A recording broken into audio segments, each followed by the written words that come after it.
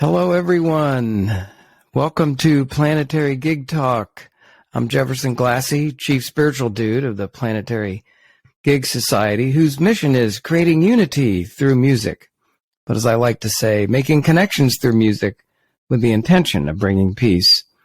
And today I'm really delighted to be able to interview and talk with a fabulous musician and sort of a musical medicine man in a way. I don't know. We'll scope this out and see. Brian Festa, thanks so much for being with us today. I'm very happy. Thanks for inviting me on. Yeah. So I met you through the Wooten Woods alumni camper group, and you've talked a little bit about some of the things that you do and some of your dreams and aspirations, and I find them to be really cool and interesting, and some things that I think people would like to hear about. Sort of, where are you now? Where are you in New York? Is that where you live? So I'm in upstate New York, getting ready to move actually to San Diego, which is really exciting for me. But until then, I'm going to keep living the wonderful, rich, amazing life that I can create at every moment here in upstate New York. And it's about 90 minutes north of the city in a little town called Accord. Oh, nice. Yeah, I love that area. I'm loving it more and more, actually. Finger Lakes and all that. So, well, first of all, if you don't mind just talking a bit about how did music come into your life? I mean, when did music tap you on the shoulder and you said, oh, I need to do something about this? I mean, were you fairly young or a little bit older? Were your parents musical? What kind of music background do you have, and what was your trajectory in music? It's a great question. So I remember pulling out the drawer of all the pots and pans. There's the stereotypical memories of banging on pots and pans. And I think the first actual drum that I received was a concert snare drum with an arm with a little splash cymbal on it. And so those are my earliest memories of doing snare drum rudiments in my home. And then getting into, concert band and the general trajectory that we do when we go through school, those of us who are lucky to be born into kind of like the first world system, and we can be supported and put through school in that way. And so I was thankful that my parents supported me in that way. And so it began with a little snare drum and then learning all of the basic concert instruments like bass drum and crash cymbals and eventually drum kit, and on from there. Wow. So you really, percussion is what grabbed you at a pretty early age. I could have played the flute. That way I would have a lot less things to lug around, but it's a passion. Every culture has a drum, and I'm fascinated. I call myself an informal ethnomusicologist. Traveled to a bunch of different countries and continents in the world to study, and continually fascinated with the percussion that is so inherent in so many indigenous cultures all around the world. Wow. What have you seen in the indigenous cultures? I mean, they have drums all the time, or they're constantly doing things to the rhythm, or what can you tell us about some of those your impressions of some of those trips? Well, we have a limited time, so so much, Jefferson. So little fun fact that most, if not all, cultures have some sort of frame drum, which is just a single-sided drum where they either beat with a mallet or play with their hands. In the shamanistic elements of the shamanistic roots of all cultures, really, it began with voice and with drumming. And those are really the most basic kind of precepts of just their way of life. It's funny how now in conventional world that, music is viewed as almost a supplementary skill or a supplementary craft, a supplementary trade or career. And, back in the day, and luckily still in many indigenous cultures and modern cultures, that music is supported in a deeper way. I remember when I went to Croatia and studied for the first time abroad classical percussion, and being around all those musicians that grew up with such a deeper support throughout their schooling. Like, they were all crushing it by the time they were university level. They were already pretty much professional musicians. Mm. And everybody had a piano in their dormitory. Everybody could play piano proficiently. And I found out that they go through elementary school specifically geared towards music. They go to a middle school and later secondary school that is music focused. They go then through a high school that is actually like a music high school, which is super fascinating. So the ingraining and the way that other cultures and modern cultures like bring up their musical population was really fascinating to me. And I know I steered off topic just a little bit, but man, so many, an amazing facet that I love about other cultures' music is how they play with time and mixed meter. Mm. So, like in India and in North Africa and Persia and East Indian instruments and Arabic time signatures, 7, even like 9.5 and 13. And the way to vocalize the rhythms as well is very different as well. We learned here in the Western world like 1E and a 2E and a 3E and a 4 and they learn like takata takata dimi takata takata dimi takadimi takajina takata takata dimi. So it's very fascinating. Yeah, that is fascinating. I mean, here in the U.S. we think we sort of know it all, and we got rock and roll and all that, but yeah, in terms of rhythms and tones and things like that, there's so much to learn. We'd love to talk with you more about the indigenous people sometime, but so how did you end up to now? What you're up to now? I mean, you've been, the power of music, the power of percussion kind of grabbed you. You've I'm sure been in groups and bands and things like that. And what recently have you been doing? And how does that tie in with the power of music? Great question, Jefferson. So in the past many years, I got very, very into world music. And so the amassing of instruments has been taking up lots of physical space. And so that's been a joy. And so usually the gigs that I'm playing these days, I'm bringing so many different types of percussion. I played a gig last week with 2 other percussionists with their own unique setup, and that was a real treat. Ken Lovelet and Brian, I forget his last name. I just met him, but he's a phenomenal percussionist here in the Hudson Valley. And so recently actually has been not as much music and more so the bringing together and building community through the integration of wellness and music. So wow. I went through a lot of chronic pain starting a decade ago with my neck and shoulder that got me into massage and all the different holistic modalities. And so eventually I created a few years ago a nonprofit, Catalyst Music and Healing Arts, where we integrate holistic therapies into project-focused music retreats that are, I was about to say engineered, that are facilitated just for musicians. Wow, that's great.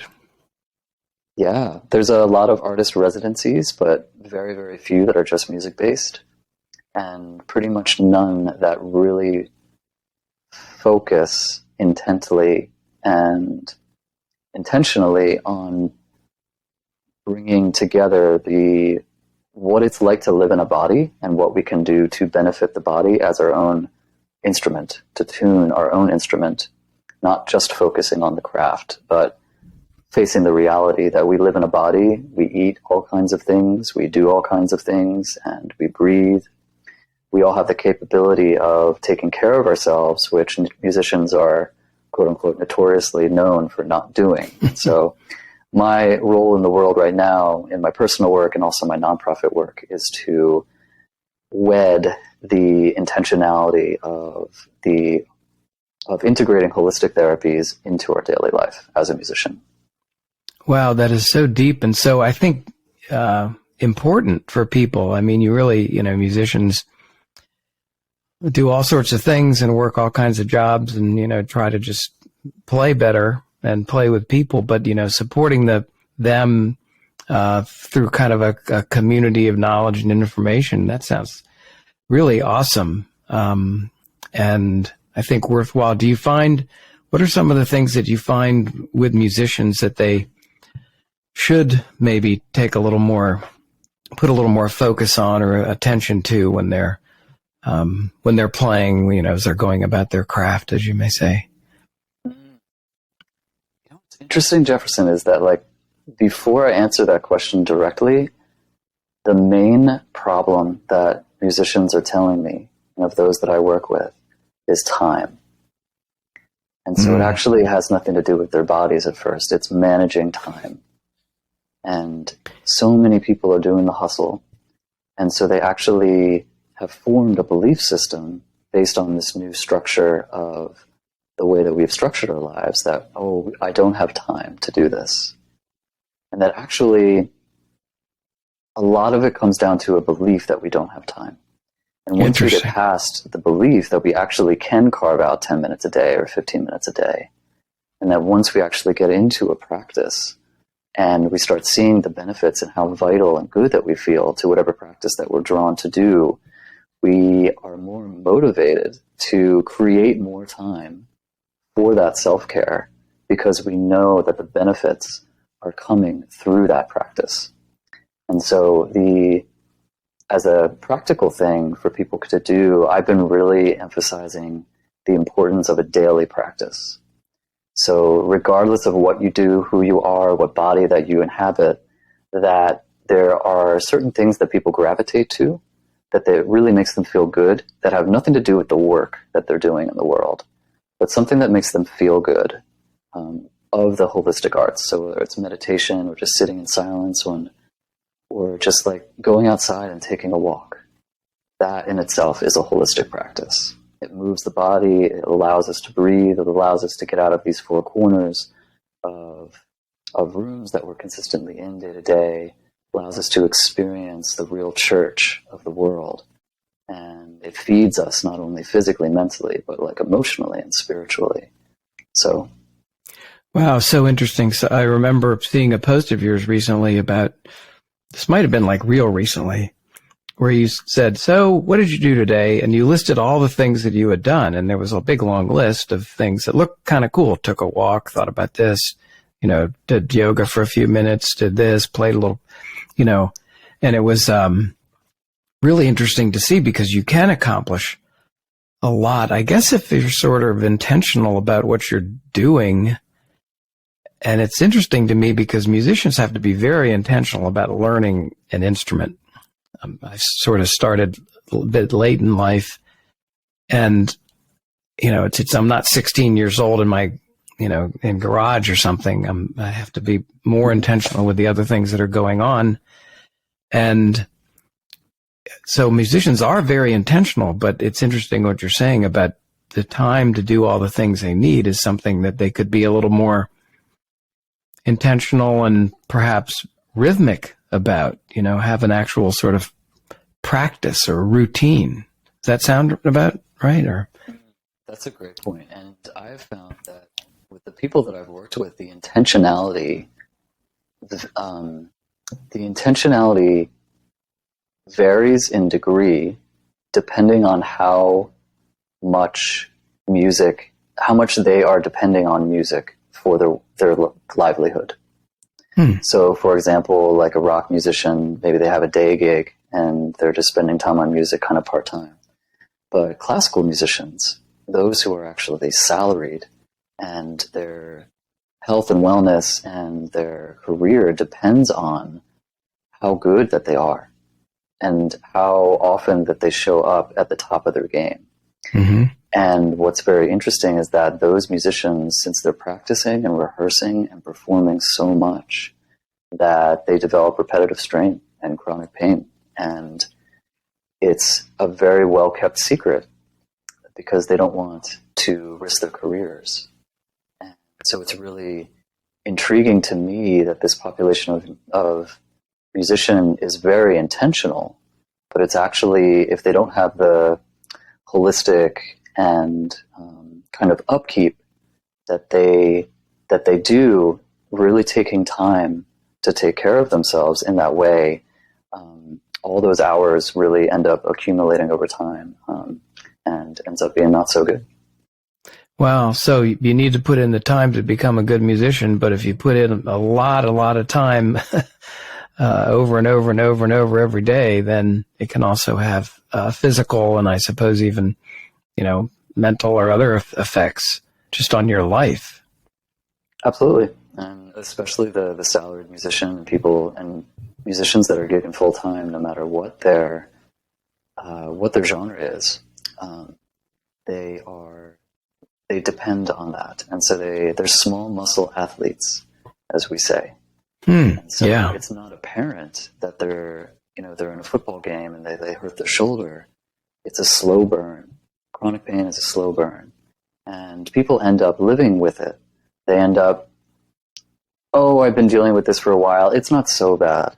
But still, every bow stroke that you play, and then after all those long rehearsals with your orchestra, you are feeling that pain. And because people prioritize things that are coming over their self-care, things end up accumulating, and the cumulative effects of those repetitive motions end up kind of like creeping in, and it's a shame because people get really used to it.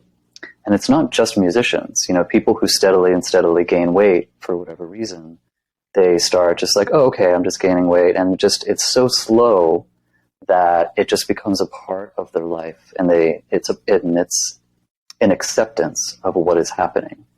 And what I love helping people with is like help people turn that around and to accept that there's a different reality ahead. And that's really empowering for myself and those people.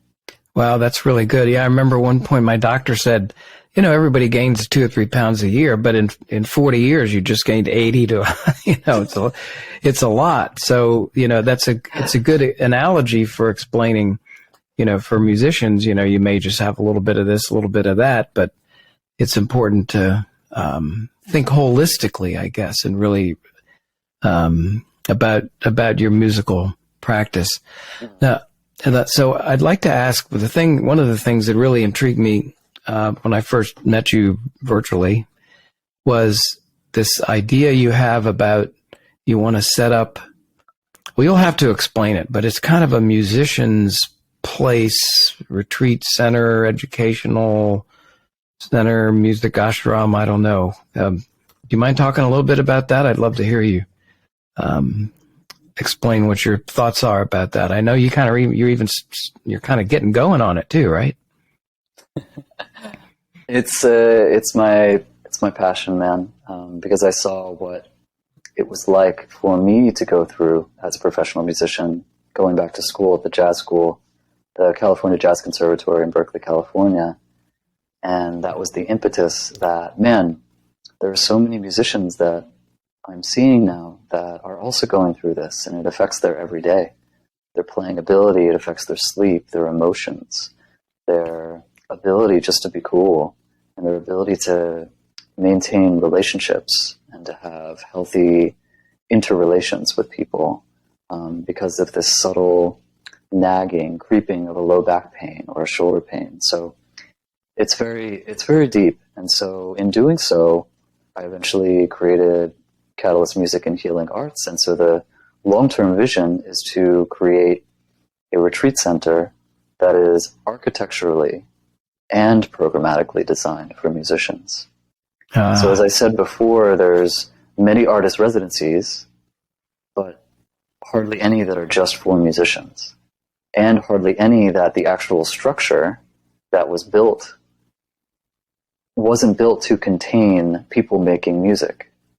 And so in all of the architecture renderings that we've done to really put forward the momentum of what this will look like manifested, we really thought about how things would be laid out: practice rooms, rehearsal rooms, professional music studios, recording studios, an indoor and outdoor venue, 300-400 people, a wellness center, a music center, long-term vision to have like a K through 12 school, like a private music school. And all rooms and studios fitted accordingly with proper soundproofing, which is really important. So often musicians go to centers or residencies, and we kind of deal with the psychological repression in a way because we don't want to like bother people with our music. And so what I aim to co-create is a place where, nah, man, that's the intention. Like, this is home for you. Like, we have built this for you. This is your home that you have always wished that you could go to, where you were fully supported in practicing and creating and doing what you do best with your craft. Wow, I think it's just so inspiring and so, I don't know, needed in a way, building communities of musicians that help and support their musicianship and their artistry and their lives together. I kind of feel even like a movement towards some of that. There's Vic's Camp.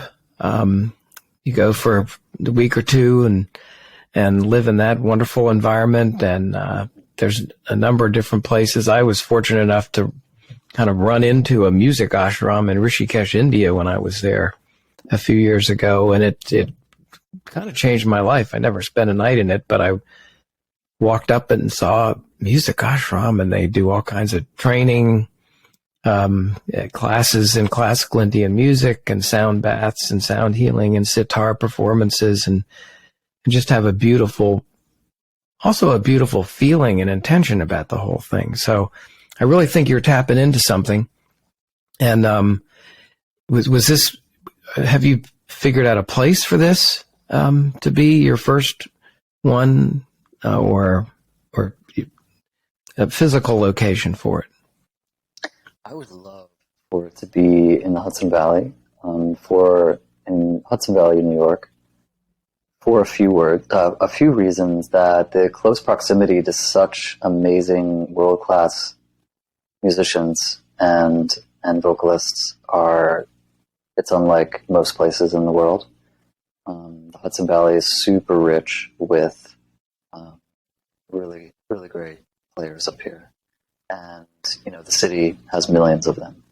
And so and also the amount of professional musicians that come through New York and through the city is also a nice thing. That like, hey, before your gig or after your gig, we have this amazing center that you can go to rejuvenate and work on stuff and work on both yourself and your craft while you're, in this part of the world. That being said, winters, man.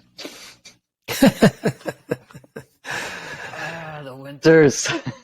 Yeah. So yeah. I'm kind of a wimp, man. I'm going to admit I moved up here for a few years, and I hadn't lived up here for 15 years in the Northeast.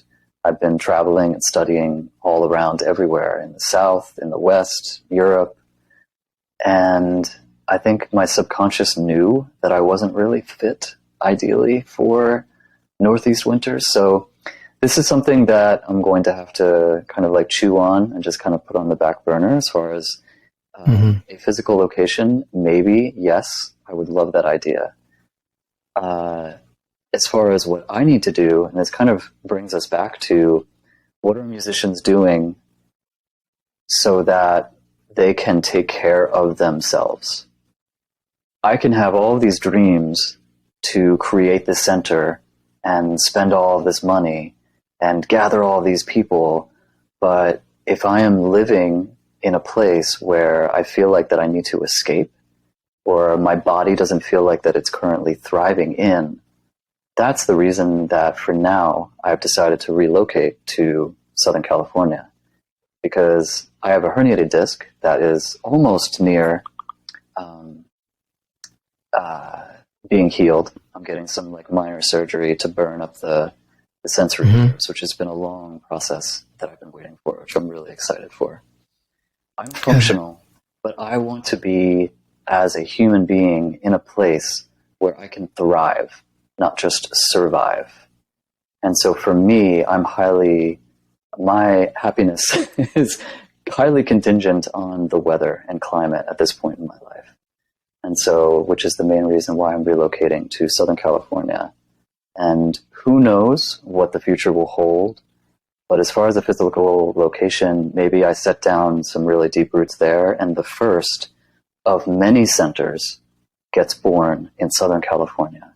And then as soon as we start building relationships with people with deep pockets and big hearts that want to support the vision in that way, and we develop a track record slowly, that we can think about doing something in the Northeast as well. And one final thing, that being said, the Catalyst program can also be retrofitted in any place in the world that's already existing. It just won't be the ideal kind of vision of everything is architecturally built and soundproofed and all of that. So I'm excited that with the power of people and programming, that we can bring this vision essentially anywhere. Wow, sounds like a great plan, Brian. And I'm one who kind of believes in order to achieve something, you first got to think about it. And you have a very strong intention and perceptions of life and what it takes to be a musician and all kinds of different holistic aspects of that. So I'm sure that you're on your way and on the path, and I'll be visiting your first retreat center before we know it.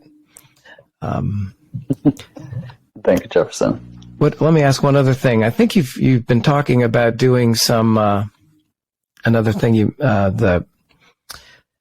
not separate from the retreat center, but some conferences or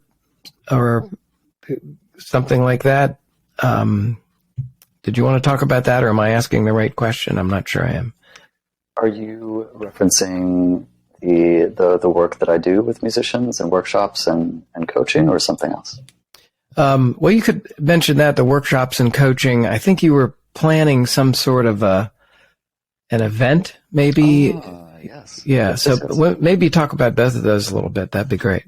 Oh yeah, I'm happy to. So Catalyst, rather than doing an in-person retreat for musicians, and because I personally need more time and bandwidth to develop my personal career as a coach and consultant for musicians, that we're doing a virtual retreat on October 1st and 2nd from 11 to 2 Eastern Standard Time.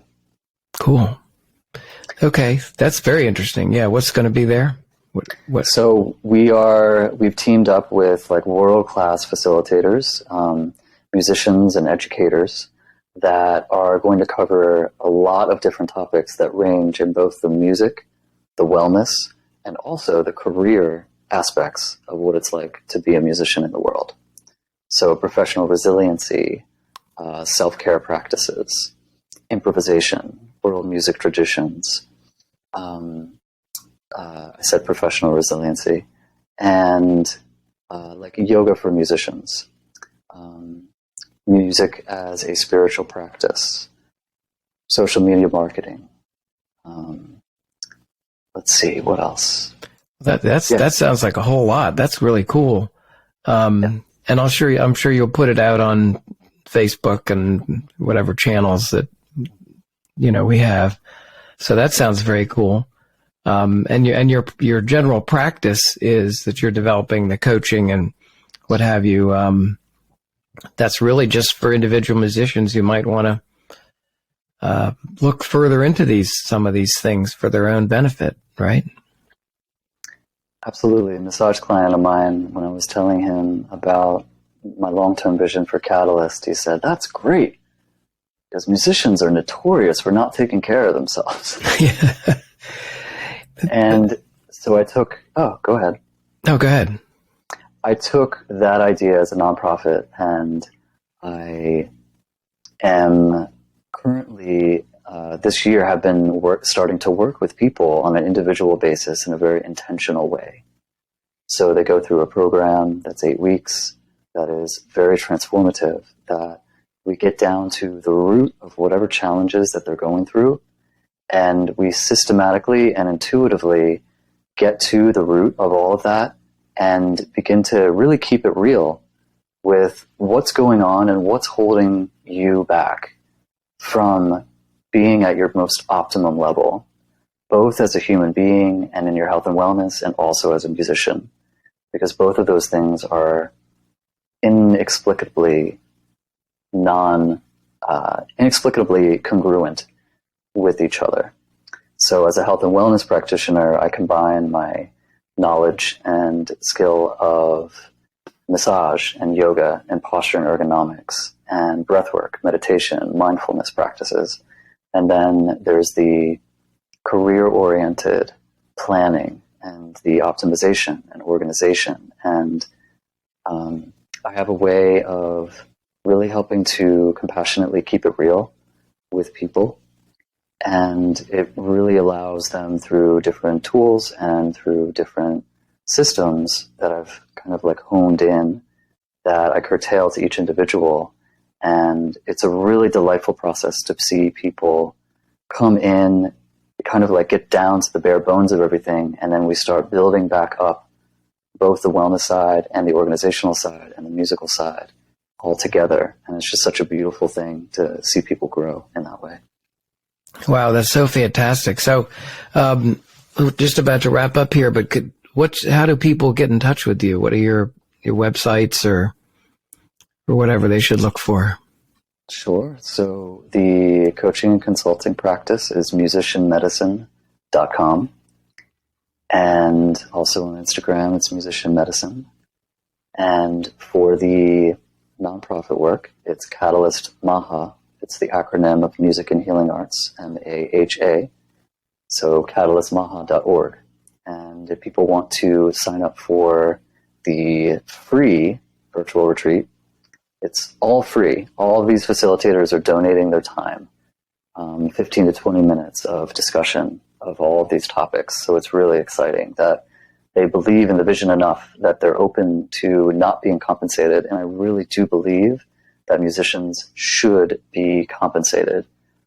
And we decided to do a retreat that is fully free for the participants and fully free for the people that are participating as facilitators. And so I'm so grateful for the people that believe in the nonprofit work that we're doing and are contributing their time to that. So it's October 1st and 2nd, and it's from 11 to 2. And it's going to be on Zoom. We'll send you a link. So you just sign up on the website at catalystmaha.org. Okay, cool. And you're at Brian at musicianmedicine.com, right? Yes, that's my email. Yeah. Okay, well, Brian Festa, thanks so much for taking the time to join, talk a little bit about this. I've been very fascinated in what you're doing since I met you, and I assume that other people also, musicians in particular, will be, there's good information for them and things to think about. So really appreciate it, for all of you out there. Remember to check out planetarygigs.org for some of our new programs, Planetary Music Project, a recent video visit we did to Santa Fe. We've got some coming up for trips to Greece and Navajo Reservation, talking about the power of music and our commonalities through music around the world, and concerts for democracy and all that. So check out planetarygigs.org. But Brian Festa, thank you so much for this, and we'll look forward to actually meeting in person sometime. I hope I can make that virtual retreat you have coming up. And thank you so much for giving a platform for these talks to happen. Really appreciate it, Jefferson. Okay, everybody. Thank you very much.